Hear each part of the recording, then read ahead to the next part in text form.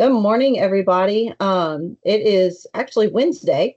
It's Wednesday, January 22nd, due to the blizzard running through the southern half of the state. We're a day late doing this. And so Brittany and Vince are actually snowed in. Tripp, Lee, and I are all at work. So for once, I think the whole state just kind of flip-flopped. We're going to go ahead and turn it over to Brittany first to kick us off. Okay, thanks, Ashley. I know I had some audio issues earlier, but I think it's good now, right? Okay, perfect. So yeah, when we were going to record this today, I thought that I was going to go and sit outside and show the snow as my background, but then I woke up and it was 4 degrees. So I was like, we'll just sit inside. And I tried to have the door behind me here, but you clearly can't see. But yes, the snowfall that we got here, I mean, it's unlike anything that we've ever seen, that any of us have seen in our lifetime. I think they said the last time it snowed this much was 1895 or something. Um, from what I've seen, our cattle producers, they're definitely out there. They're still having to work. They're still having to feed, still having to put out hay, check water, all the things. I know several people ahead of the freeze that I had spoken to. One thing that they were doing, they had bought those the freeze misers to put on their faucets and whatnot, how it'll do that drip, and that seems to be working pretty well for people from what I've heard. I know some people were out of electricity and whatnot, but as far as how the cattle are handling it, they seem to be doing okay. From what I saw yesterday, for the ones that are over here by me behind my house, they were sticking pretty close together. They around the hay that was put out for them and whatnot. But yeah, just one of the biggest things right now with this weather that we just want to be mindful of is just they're going to be using more energy to regulate their body temperature. So we just need to make those adjustments when feeding and whatnot, putting out hay to make sure that their nutrient requirements are still, getting met in that way. There, several calves, of course, have hit the ground ahead of this. I'm sure some unlucky person probably had, maybe they had a cow having a calf yesterday that they had to see about. As far as the totals that we got for snowfall, I think it just kind of really depended where you were and also how you measured it. Because I know different places we would measure around our house. I mean, one spot in the driveway only showed like maybe 3 or 4 inches, but then on the side of our house, on the south side, I went to go step out there, and I mean, my foot sank, this much into the snow. It was almost over the top of the boots that I was wearing.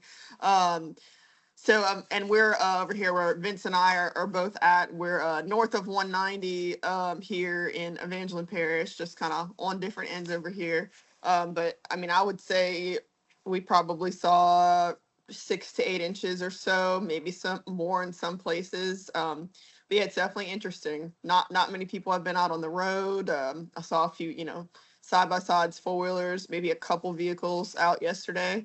But yes, for the most part, we are snowed in, and this is not something that I ever expected. And again, it's so crazy that y'all are just, at work today. I mean, I'm glad I could join you this morning. But that's about all I have for my update right now, and I'll go ahead and turn it over to Vince and see what he's got on his end. Well, 1 second, Vince. I'm sorry, yeah. before you kick off. I just want to touch on something that Brittany had said. So, she mentioned that yes, cattle are using a lot more energy to maintain body temperature and maintenance. And so, we definitely think about hay first in terms of feeding, but also want to think about getting some grains out. So a general rule of thumb, for every degree below critical temperature for these cattle, you raise TDN requirements 1%.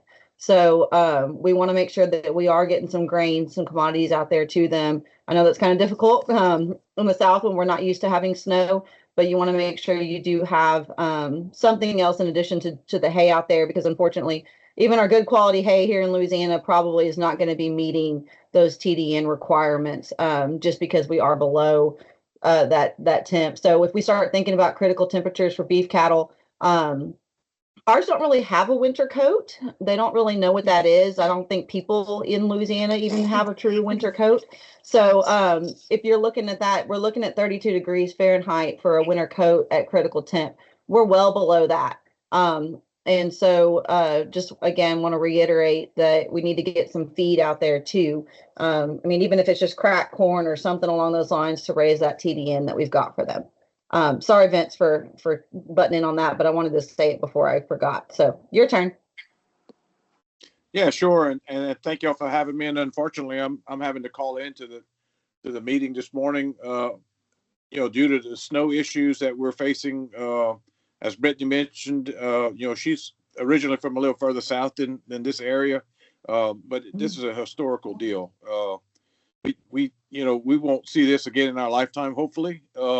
But it's like, she measured 6-8 inches, and that's exactly what I measured at my place. So my cattle actually, I've been confined to the house and to the farm, since day before yesterday. We put out a bunch of hay just for different reasons, and we have decent hay for them to feed on, bed on, just try to gather around and take care of themselves through this event. So the biggest thing is their water requirements. We're trying to keep up with the water requirements. Right at dark last night, I had a tote on the back of my truck, and we were filling water tanks so they at least get a drink before the below sub-freezing weather, or below what they would normally experience here in central Louisiana. So my cattle herd is predominantly Hereford cattle. We do have some Brahman influence, and I would suspect in South Louisiana we have predominantly Brahman influence type herds. If they were not offered some form of protection to get the snow and cold off of their backs, the Brahman type cattle, they respirate differently than our English type cattle. So I would suspect that we're going to see some health and possible mortality issues as we move forward, because we still have another 2 nights of sub-freezing weather. 18 or 19 degrees tonight coming, in the mid-20s for the next 2 nights following. So that's an extended period of time that these cattle just cannot sustain without some help, without some extra nutrition, without some extra protein in that diet for this period. In my case, I've been cubing my cattle for the last 2 days, and plan to do so through the next couple of days, offering 2 to 3 pounds per head per day of a 20% cube. That's hopefully going to give them that extra shot of energy they need to sustain and increase that body heat, or maintain the body heat, the internal body heat that they need, to do well through this event. So with that being said, I think the most critical thing is making sure they have a source of water. And I haven't been outside yet this morning because it was 4 degrees, I think, when I looked at temperature at 5 o'clock. So I'm getting ready to start filling a tote of water to start hauling water to cattle, and you make sure that the sun gets to them today, and we got a clear, bright sky today, so that's going to help us out a great deal. They say 4 to 6 hours possibly of sunshine and some snow melt today, so that's going to help. If we get some snow melt and they get to drink some surface water, I know it's not the best situation, but that's the situation that most people are going to have to deal with, because we're just not equipped with our water lines and the system, the way we water cattle in Louisiana. We're predominantly a subtropical type climate. We don't generally have to worry about all this, but some folks do take the measures of wrapping pipes and what have you. I'm in a scenario where I cut water off because we stand to have a lot of breakage with our water system the way we're set up. So we unfortunately, in these situations, we have to haul water. With that being said, that's the most critical thing right now. Your Brahman influence type cattle are going to need some extra help. Get some water, some hay, and some supplemental feeding, as Dr. Ashley referred to, and we should be fine. As long as we don't get any more freezing precipitation, and I guess the glory or the best scenario going into this situation, we would dry. Basically, our soils would dry before the snow started to fall, and we didn't have any kind of wet precipitation. So it was a dry scenario. So that was a saving grace in a lot of cases. Had we come into this snow event with some wet precipitation, then I think we'd truly see some mortality and some death loss associated with this weather event. But all in all, I think people that really tend to their cattle are going to come out of this okay. The marginally thin cattle are probably going to suffer more than cattle that are in better body condition score. So we'll hope for the best for the next 3 nights. And it's amazing between this morning and Saturday morning, we're looking at a 55 or 60 degree difference in temperature. So we're longing for Saturday morning, I can tell you. Thank you, Vince. Yeah, no, we probably all had the same notes written down this morning to go over and to discuss. Tripp already texted me and said I stole his 1% rule of thumb there that he was going to say. So, Tripp, I'll go ahead and turn it over to you. Yeah, you got to be quick on the ball if you're going to sound smart with a fact with this bunch, because we got a pretty talented group of people bringing these reports. So whenever you got a fun fact, you got to go on and get it slipped in there. But no, I'm just going to piggyback on a few things that Vince and Brittany talked about already. Typically, whenever we have weather like this, reports like this, it's the northern tier of the state that is facing the snow and icy conditions. But it's been something sitting up here and being able to hit the road and drive, do whatever you wanted to, and watch our friends to the south be totally snowed in. I've enjoyed seeing everybody's videos and pictures of the families and them playing in the snow, but I've also enjoyed being able to make a run to the grocery store if I needed to this time. So as y'all have figured out already, we didn't get the snow and ice in North Louisiana that they got in South Louisiana, but we did get some extremely cold temperatures. They're still about 10 degrees colder than us, Alexandria and South, than we are in the northern part of the state, but we are still facing some extremely cold temperatures.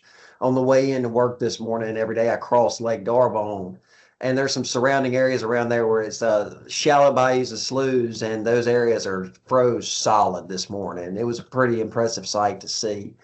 Our cattle producers are fighting a lot of the same things that they're fighting in South Louisiana, just minus the covering on the ground.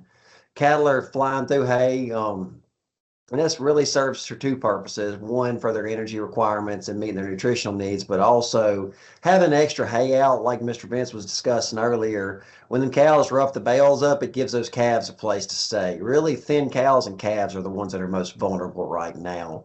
Your cattle that are in a BCS 5 and 6, you're going to see that they're a lot more resilient to cold weather than these animals that are in 4s and 5s and 3s. And there are some thinner cattle in the country right now. You have cows that calved in December and in early January, so now you got a 1.5, 2-month-old calf coming into a weather spell like this. Animal just can't meet its nutrient needs and provide for the calf the way it should. So we need to be having contingency plans for if we have mortality or if we have difficulties with birthing, what we're going to do with a calf. You need to have somewhere set aside to have a calf where they can get warm. You can either bring it in the shop or the barn or the laundry room. Seems like every year you see a video of a calf in somebody's house that they had to get inside to get warmed up. Whenever we're facing weather in the teens, you need to have a plan for what you're going to do to get a calf warm. When calves are born, the only methods they have of heating themselves until they can nurse and get that heat factory pumping with the fermentation and rumen is the brown adipose layer shivering. And when they're shivering, they burn that brown adipose tissue up very quickly. So whenever a calf is born in weather like this, the clock's ticking to do something to help it get warm. Guys, that is pretty well all I have from an update. Brittany and Vince, y'all did a great job of covering the importance of supplementation, the importance of water in a time like this. Whenever we have weather like this, it's important that water remain clean, open, and warm. And when I say warm, just warmer than the ambient temperature outside. So if it's in a liquid form today, it's warmer than the ambient temperature outside. I want to take this time to tell you all a little bit about some events that we've got coming up in the Northeast region. You'll be seeing flyers and advertisements for these very soon. We've got a couple events coming up in March I wanted to mention. We've got our first annual Northeast Region Herd Health Symposium. Is going to be at the Scott Center at Macon Ridge, at the Macon Ridge Station in Winnsboro on March 14th, 9 a.m. to 12. Lunch will follow the symposium. It's going to be a great time where we bring in some partners from industry to discuss new products and the science behind them, as well as presentations from some of our AgCenter personnel. The theme for it this year is Solutions for Today and Direction for Tomorrow. So it'll be a great time to come and kind of see what the direction of some of these products that the companies are taking and enjoy time of fellowship with your fellow producers. Another thing that we've got coming up I'm excited about is we're hosting a Beef and Forage Youth Field Day at the Macon Ridge Station on March 19th. This is going to be open to 4-H and FFA students grade 9 through 12. We're going to be kind of highlighting a few different aspects of the beef cattle industry. We're talking about the engineering side of farm construction. We're going to be talking about plant science and animal science and a little bit of end product. It's going to be a pretty well-rounded STEM program for our youth to learn more about beef production in Northeast Louisiana. I'm very excited about that. And today we are kicking off a new program at the Union office called Union Cattlemen's Lunch Hour, where producers that work in town or guys that run into town to grab a bite to eat can bring their lunch to our extension auditorium, enjoy time of fellowship and a short presentation. So today we're going to be discussing cold weather management strategies.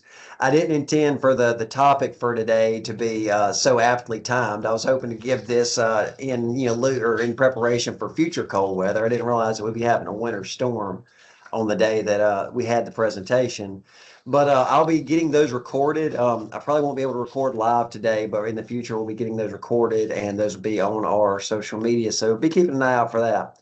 So guys, that's a little bit about what we got going on in the Northeast region. And with that, I'm going to pass the baton to whoever's next. Lee, go ahead. Thank you, Ashley. Glad to be here. Great reports as always from folks on this call, on this video. My goodness, what a turn of events this has been. Everybody's talked it pretty well. I don't think I need to go into too many weather details. Been around 14 degrees at the house this morning. That's cold enough for me. It gets too hot in Louisiana to get this cold. That's my opinion. I hate to fuss about it. That's just the way I see it. Northwest Louisiana has been spared, of course. I say that in the far southern reaches of our Northwest region, around in Natchitoches and Sabine Parish and some of Wynn, they did pick up a light amount of snow, enough to kind of snarl the roads up a little bit and cause school to get let out in some of those far southern reaches, the closer you get to central Louisiana, of course. But by and large, along the I-20 corridor, we were spared other than these, like I said, the cold temperatures. Struggling this water situation. I know Vince alluded to it. Several have on this update. Personally, I'm struggling with it. The way I have cattle pens set up at home and the way we water horses and stuff, it's just not very conducive. You can't weatherproof everything and you do your best and all that. And multi-day freeze events, it really wears on you a little bit. And I've got about another day or so worth of water in troughs and stuff in traps, and before we're going to start turning out and reshuffling some stuff around, getting some things out in some pastures and stuff that's got ponds in them and whatnot. But it forecast up this way is looking a little bit better. I think the high is going to be in the 40s today, and maybe 50 something tomorrow. So looking forward to warmer times. Drying out just a little bit in this part of the country. We hadn't really received just an abundance of rainfall in the last 2 weeks or so, and I know that may seem odd to say, but it is just a touch dry here, and of course, cold is definitely affecting us and everything. As far as cattle works and cattle moving, boy, there have been some cattle shuffled around since the first of the year. Everybody was waiting with bated breath on what these markets were going to do after the first year. And the market showed what they're going to do, and that was they were going to show up and show out. That's exactly what happened after the first year. I know this isn't our first news update, but whenever we recorded our first one of the year, we didn't have any market data we do now.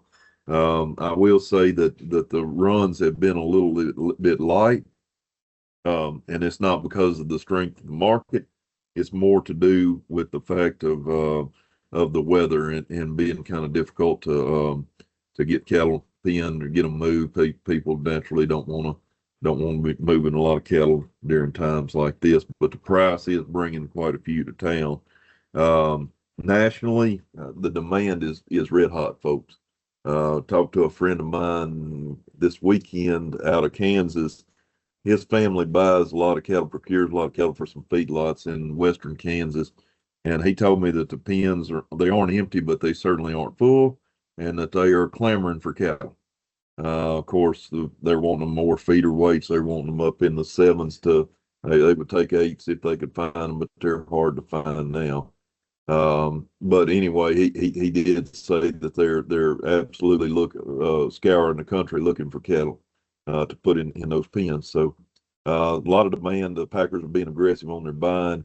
Really stout market moving forward. And with that, I'll move into the market report.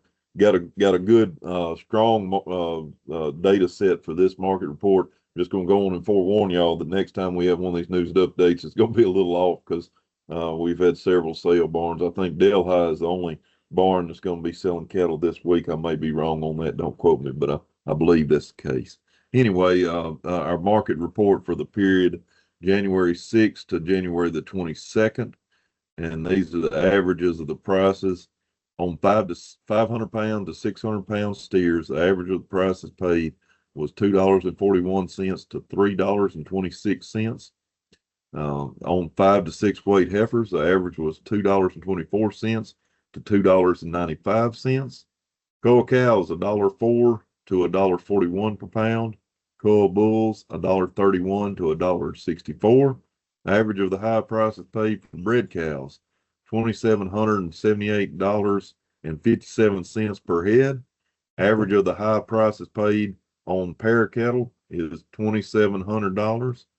And as far as changes in the market, and you got to remember the last time we recorded this had very limited data, but I'm going to report on what I have as far as percent changes anyway.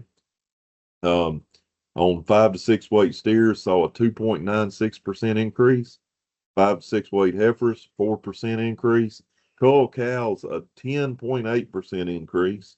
Cull bulls, a 4.24% increase. So it's high across the board as far as that goes. Big jumps in prices from this news update to the last. A lot of strength in the market, getting a lot of calls and people asking, what do you think? And folks, we're just in uncharted territory. It's every time you turn around, you hear record prices at sale barns, old records falling, new being set. It's going to be interesting to see how all this develops and starts shaking out because some of these people are trying to start procuring cattle for the spring grazing season, just like we put together strings of cattle in the late summer, early fall for ryegrass. A lot of these folks that are grazing cattle on spring grasses, they'll start putting them together in January, February. It's going to be interesting to see what they do whenever when the demand starts hitting for those 4 to 6 weight cattle for spring grazing out west. Another thing to be watching kind of interest is what's going to be happening on these bigger weight cattle as they start making their way to market. Unless you have graze out wheat, if you're planning on harvesting wheat in different parts of the country have different dates.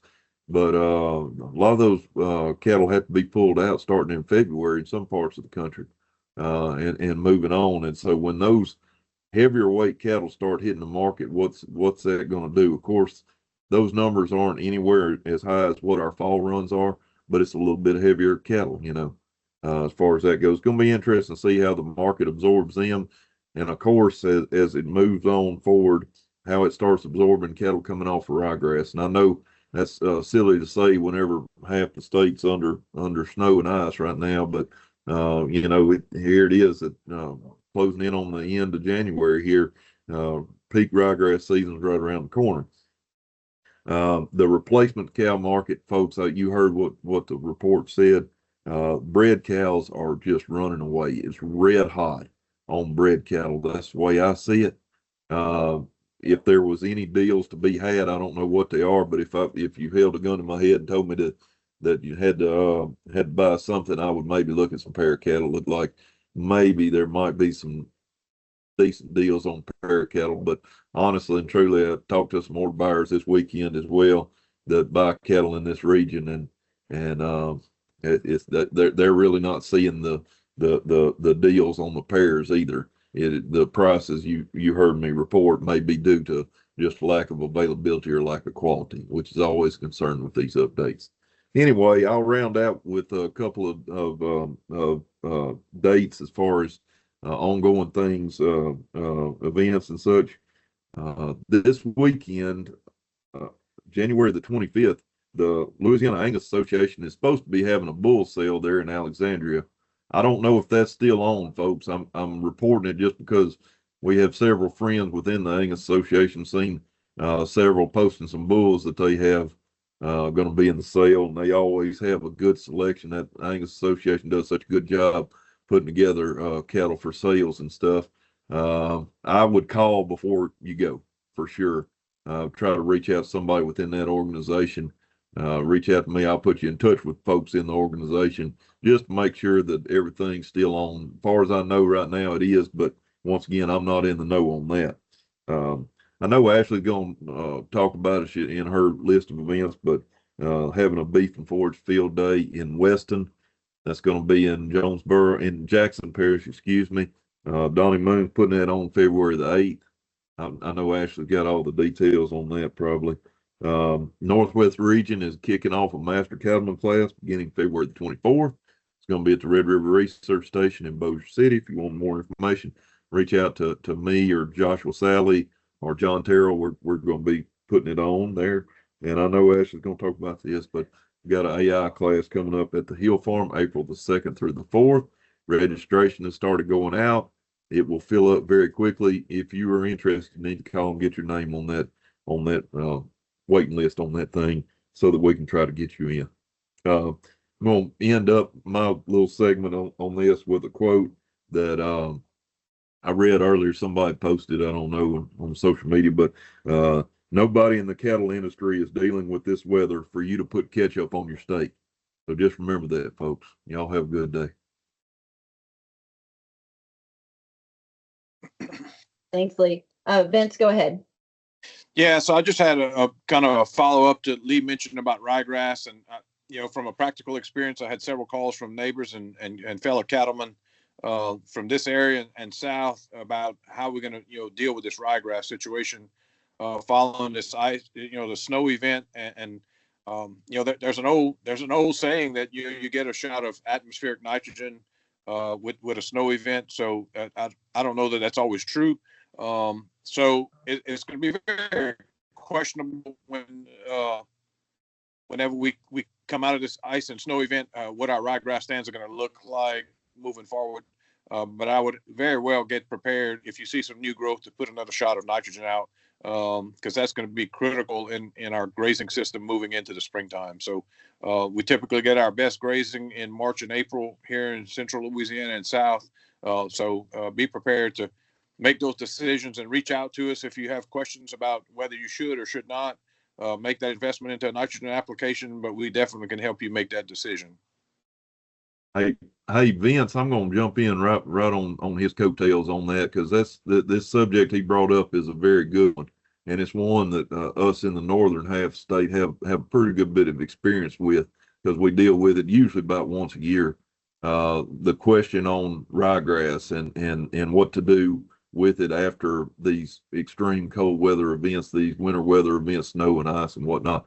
My experience, and I'm just going to tell you, this is personal experience with it, is it's going to look bad initially. It's going to look really bad, and you're going to have some calls. You're going to have some folks that are really thinking they've lost their stands. But in general, it will surprise you how quick it can repair, how quick it can make a comeback. Of course, the nitrogen application Vince mentioned that's very crucial and everything. But it'll surprise you sometimes how resilient this is. I can tell you also that given the choice on as far as ryegrass health, I would much rather have the snow than I would the ice. The ice is takes much of a more toll of a heavy toll on the ryegrass and the winter forages than what the snow does. But anyway, that's my 2 cents. Sorry about that. Thank you for that input, Lee. Thank y'all both for that. Lee, I'm glad you mentioned the field day on the 8th, because I did not have that on my list, and so I would have been in trouble. I know. We have so much coming up that it's going to be a fun spring. So yes, I'm going to go through just in chronological order for what we have, but I do want to point out we have 6 different master cattlemen coming up this spring across the state. So Some of them are starting earlier than others. I'll go through them in order with our other events, but I have submitted the website to be updated. So all of that will come as soon as Baton Rouge is back and communications approves my submission. Then all of those should be up. Everybody's contact information's on there. But if you have questions on that, if you don't see the correct dates on the website just yet, when you're looking at it, just send one of us a message and we'll get that for you. So the closest event that we have for producers coming up is going to be that Beef and Forage Field Day in Weston that Lee mentioned. I'll put that that information here. Soil sampling, pasture and forage production, and timber and forage production are some of the main topics there. We do ask that you please let Donny Moon know if you're going to be coming or not, because lunch will be provided. It is from 9 until 1 on February 8th. The first Master Cattleman to kick off will be Trips in the Northeast region. The first class will be on March 3rd. Most of those are on Monday nights, but a couple are on Tuesday night, correct, Tripp? Okay, 2 of them are going to be on Tuesday night. That's all on his flyer. I did submit this morning again to put the flyer on the website, but it's probably not posted just yet. So you can reach out to Tripp or reach out to me, and one of us will send you that registration. And he does want the registrations in by February 17th. DeSoto Parish Cattlemen's Association is going to have a meeting on March 4th at 6 p.m. at the DeSoto Parish Extension Office. Brittany and Laney are working on a breeding soundness exam day on March 7th. You do have to pre-register as always for that. And so I have both of their contact information there. Central Region Master Cattlemen with Brittany and with Tyler Barlow will begin on March 10th. Those are going to be on Monday nights at the DeWitt Livestock Facility there at the Dean Lee Research Station in Alexandria. Registration for that is due February 24th. The Acadiana Spring Field Day is going to be on Saturday, March 15th at the Iberia Research Station. Registration begins at 8 a.m. and lunch is provided for that. I have Laney, Abigail's, and Blair Abear's contact information there for that field day. Tyler Barlow is also doing a breeding soundness exam day on March 17th. Again, you have to pre-register and make appointments for that. I have Tyler's contact information there. That's going to be at Thompson Veterinary Service, which is right there just north of the Dean Lee Research Station in Alexandria. The Acadiana Master Cattleman program will be at the Vermilion Parish Extension Office. Laney and Abigail are both coordinating that to begin on March 17th as well. I don't have a deadline for their registration, but always get these in. It's usually a week or so before the classes start. Let me see. Lee mentioned our AI school. That's going to be April 2nd through the 4th. Again, I know we've said it every time we mention the AI school or the pregnancy determination clinic. There is an interest list for that. Please reach out to one of us if you're interested in taking the AI school. Again, April 2nd through the 4th. That's a Wednesday, Thursday, Friday. And that will be at the Hill Farm Research Station in Homer.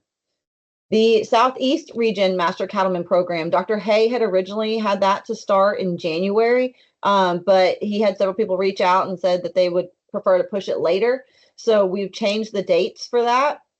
So that'll be at the St. Helena Extension Office, and that's going to start on Monday, April 7th.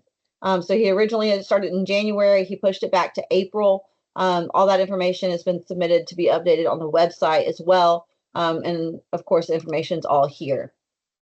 Our Northwest Beef and Forage Field Day at the Hill Farm will be on Thursday, April 24th. We'll get y'all some more topics and stuff like that after we get those finalized. And then the Southwest Region Master Cattleman Program is going to be in Cameron Parish, and he'll have a couple of different locations for that. That'll be Bradley Pousson coordinating that. It's going to start on Thursday, May 1st and run through July 10th. So he doesn't have Abigail and Laney as well as Bradley don't have the registration forms out just yet, or at least I don't have them. Or I've lost them, one of the two. But just reach out to one of us and we'll make sure y'all get in contact with them so that y'all do get the registration form once we have those going. I think that's all of our events. Tripp mentioned his Herd Health Summit and the Youth Field Day. Again, it's going to be an exciting, busy spring. we've started district shows this week, or they're supposed to start. I don't know when the Acadiana is officially kicking off, but we'll have those starting this week and next week. So bundle up and stay warm. Good luck to all those exhibitors. Tripp, it'll be okay. You made a face. Maybe it'll be warm in Delhi next week. We'll see. But y'all stay warm. Good luck to all those exhibitors. As always, reach out to us if y'all have any questions, and we'll see y'all again in a couple of weeks.